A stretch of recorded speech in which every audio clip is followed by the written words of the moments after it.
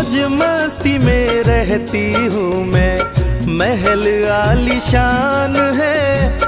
पूरे गांव में कोई भी ना मुझसा धनवान है।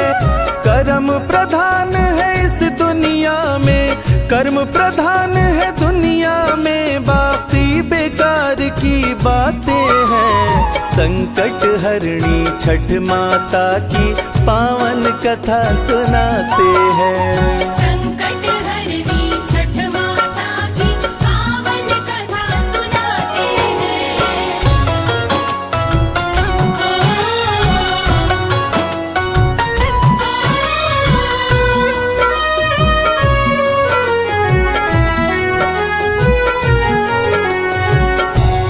सासू अम्मा के लाख समझाने के बाद भी बहू के दिमाग में उसका असर नहीं हो रहा था। वो नास्तिक औरत बार बार छठ माता के बारे में बुरा भला बोले जा रही थी। ये देखकर उसका पति उसको समझाने लगा कि देखो प्रिय, ईश्वर और देवी देवता के प्रति अहंकार करना ठीक नहीं होता। तुम भी व्रत करने में माता जी का सहयोग करो। लेकिन बहू अपने पति का भी कहना नहीं मानी और कहने लगी, ना जी ना, मुझे नहीं पड़ना इस अंधविश्वास के चक्कर में। इतनी बात सुनकर उसका पति बोला, अरे ठीक है बाबा, तुमको जो करना है वो करो। मैं तो अब घास फूस साफ करके छठ माता का घाट सजाने जा रहा हूँ, ताकि मेरी माँ शाम को जाकर वहाँ पूजा कर सके। हाथ में लेके कुदाल पुत्र नदी के तट पर जाता है। छठ माता के पूजन हेतु सुंदर घाट बनाता है।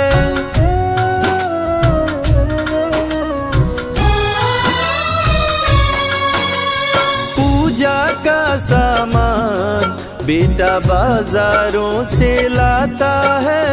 आम की लकड़ी जला के ठेकुआ माँ के संग छनवाता है। भक्ति भाव से माँ और बेटा, भक्ति भाव से माँ और बेटा छठ महापर्व मनाते हैं। संकट हरणी छठ माता की पावन कथा सुनाते हैं। संकट हरणी छठ माता की पावन कथा सुनाते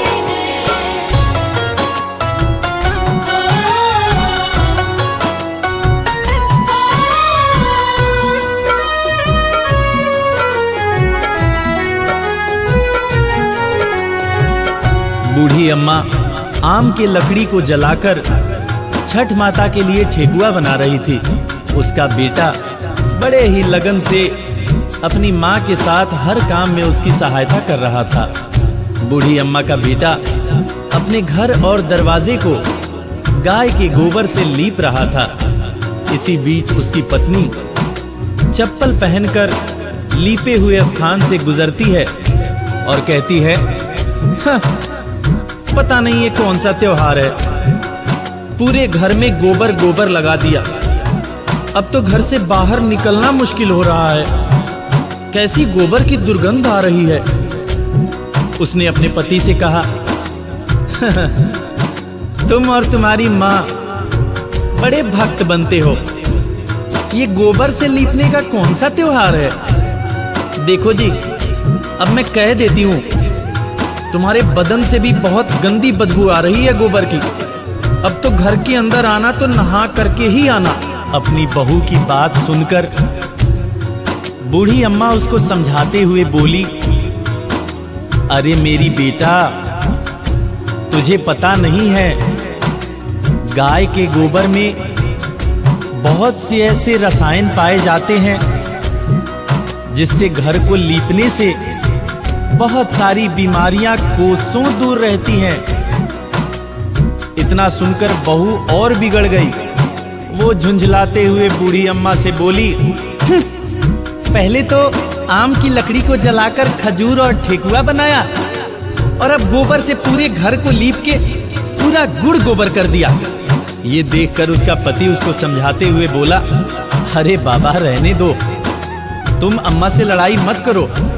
चलो तुम भी तैयार हो जाओ, अब हमें छठ घाट की तरफ चलने का वक्त हो गया है। वाले को दरवाजे पे बुला के बाजा बजवाते चला दौरा उठा के।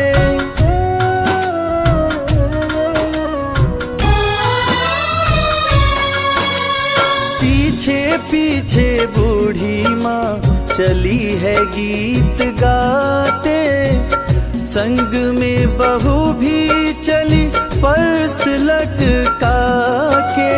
मटक मटक राहों में चलती, मटक मटक राहों में चलती, लोग देख मुस्काते हैं। संकट हरणी छठ माता की पावन कथा सुनाते हैं। संकट हरणी छठ माता की पावन कथा सुनाते हैं।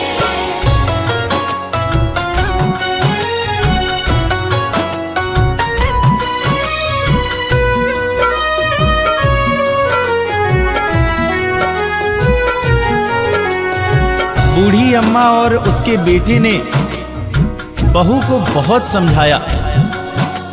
बहू का मन ना होते हुए भी वो अपने पति और अपनी सासू अम्मा के साथ बैंड बाजा लेकर छठ घाट पर चली जाती है। मगर वहां पहुंचकर वो पूजा करने के बजाय मेला घूमने में लग जाती है। थोड़ी देर बाद जब उसका पति उसको ढूंढते हुए जाता है तो देखता है कि वो तो गोलगप्पे की दुकान पर खड़ी है और मजे से गोलगप्पे उड़ा रही है। इतना देखकर उसका पति उससे बोलता है, अरे यार क्या करती हो तुम, यहाँ पूजा करने आई हो, कुछ देर तो माँ के साथ बैठ लो। पति की बात सुनकर पत्नी झुंझलाते हुए बोलती है, ए जी देखो, मैं पूजा वूजा करने नहीं आई हूं, मैं घाट वाट पर बिल्कुल नहीं जाने वाली।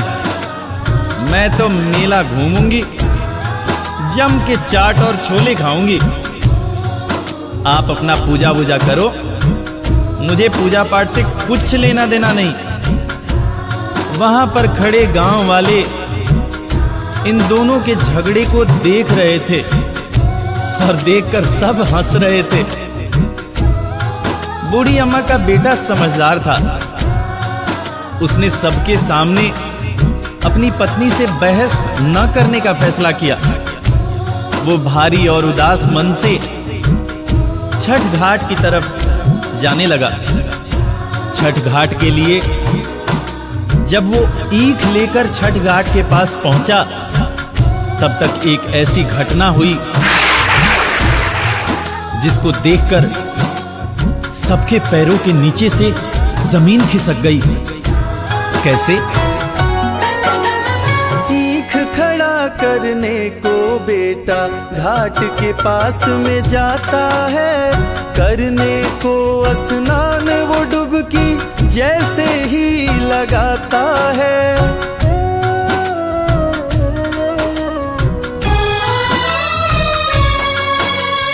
डुबकी लगाते डूबने लगा, जोरों से चिल्लाता है, कहाँ गया पानी के अंदर पता नहीं चल पाता है।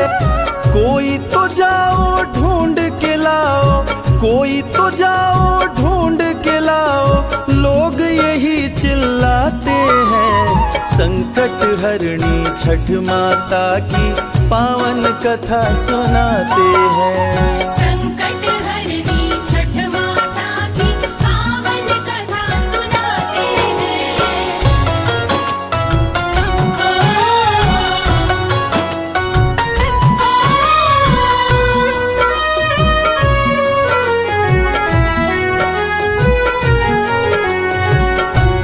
ये बात जैसे ही बूढ़ी अम्मा को पता चली कि उसका बेटा नदी में डूब गया है, वो छाती पीट कर रोने लगी। उसने छठ माता से सवाल शुरू कर दिया, अरे माँ, मैं माँ हूं, तू भी माँ है। तू कैसी माँ है जिसने एक माँ से उसके बेटे को छीन लिया? माँ, जब से मेरी शादी हुई पिछले 30 सालों से लगातार तेरी पूजा करते आ रही हूं। बोल मां बोल, मेरी भक्ति में ऐसी कौन सी कमी रह गई थी जो तूने मेरे गोद को सुना कर दिया। बोल मां, मुझसे या मेरे लाल से ऐसी कौन सी भूल हो गई जो तूने मुझसे मेरा लाल छीन लिया, मेरा निहाल छीन लिया। अरे मैं तो छठ घाट तेरे पूजा को करने आई थी, तूने तो मेरी दुनिया उजाड़ दी मेरी माँ। हे माँ, अगर जाने अनजाने में मुझसे कोई भूल हुई हो तो उसकी सजा मेरे बेटे को मत दो। मेरा लाल मुझे लौटा दो माँ। अगर तूने मेरे लाल को मुझे नहीं लौटाया तो आज तेरी ये बुढ़िया भक्त अपने बेटे के साथ नदी में कूदकर जान दे देगी। अब या तो तू मेरे बेटे को लौटा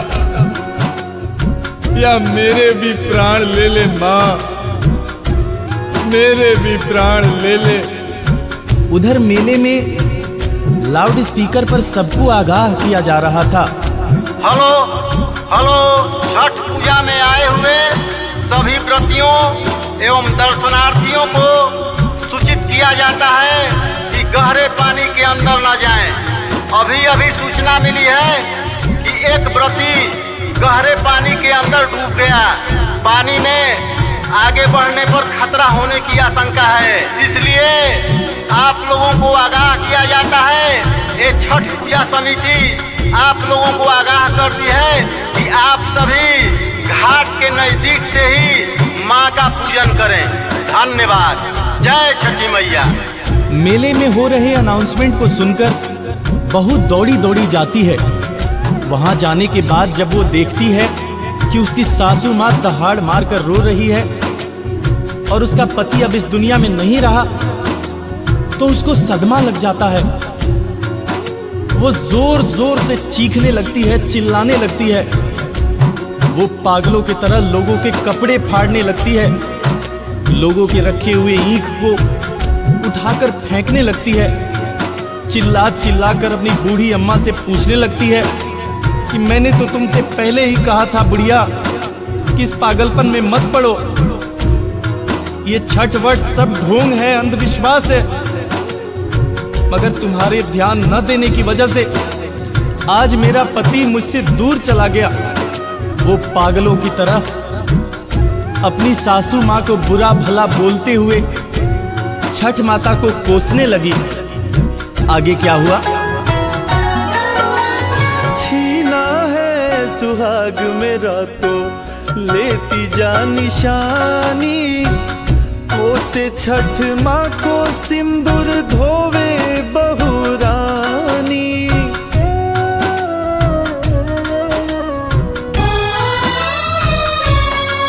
हर सिंदूरी सिंदूर से हुआ गंगा जी का पानी, तोड़ रही चूड़ियां सुहाग की निशानी। हाय बन गई विधवा एक सुहागन, बन गई विधवा एक सुहागन, आंसू न रुकने पाते हैं। संकट हरनी छठ माता की पावन कथा सुनाते हैं। संकट हरनी छठ माता की पावन कथा सुनाते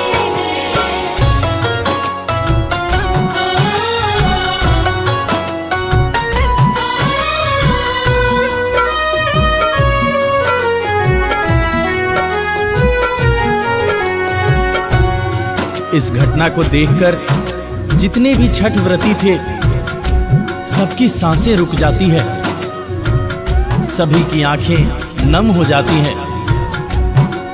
सब लोग आपस में बात करते हैं। बेचारी के साथ बहुत बुरा हुआ और मन ही मन सब लोग छठ मैया को पुकारने लगते हैं।